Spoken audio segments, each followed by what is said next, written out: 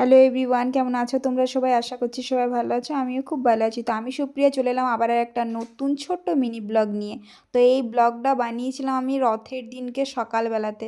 কিছু মনে করো না, জানোই তো আমি কত কুড়া মানুষ, ড্রাফটে পড়েছিল তো ভাবলাম তোমাদের সাথে শেয়ার করে দিই। আর অনেক কটাই রিলস পড়ে আছে, রথের দিন সকালবেলাতে বানিয়েছিলাম। তো এই দেখো সকাল সকাল উঠে স্নান করে নিয়েছি। কিসের জন্য বলো তো? কিসের জন্য? আর পুজোর জন্য। তোমরা এটাই ভাবছো তো যে আমি কত ভালো মানুষ, কত সুন্দর পুজো করছি। না না, সেরকম কিছু ব্যাপার নয়। আসলে নিজের নাম একটু নিজেই করে নিলাম।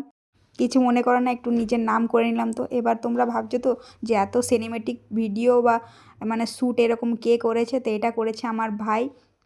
তো কি পুজো করলাম না করলাম ওইগুলো তো তোমাদেরকে বলবোই আমি। তো তার আগে আমি একটু ঠাকুর ঘরটা ভালো করে পরিষ্কার করে নিচ্ছিলাম, কারণ এখানে অনেক ঝুল টুল হয়ে গেছিলো। তো ওইগুলো ভালো করে কাপড় দিয়ে আমি পরিষ্কার করে নিচ্ছিলাম।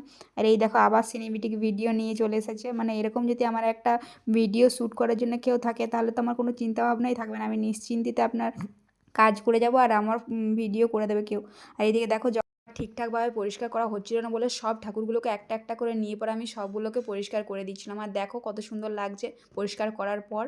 ভাইকে ভিডিও বানাতে বলেছি বলে ঘরের যা কিছু জিনিস আছে সব কিছু দেখিয়ে দিয়েছে তোমাদেরকে। সব কাজ হয়ে যাওয়ার পর এদিকে দেখো আমি প্রদীপটা জ্বালিয়ে নিচ্ছি, কারণ পুজোটা করতে হবে ভালো করে। যেহেতু অনেক দিন পুরনো হয়ে গেল ভিডিওটা, তাও একবার জিজ্ঞেস করছি তোমরা কে কোথায় রথ দেখতে গেছিলে আমাকে কমেন্ট করে জানাতে ভুলো না।